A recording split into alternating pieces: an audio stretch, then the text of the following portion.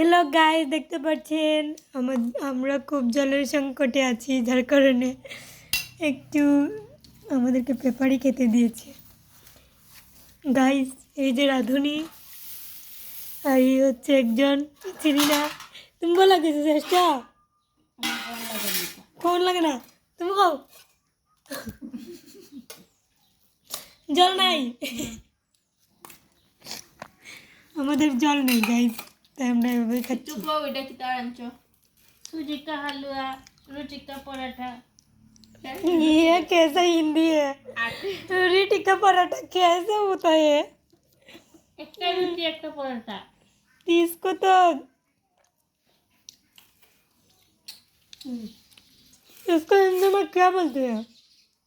आटा का रोटी,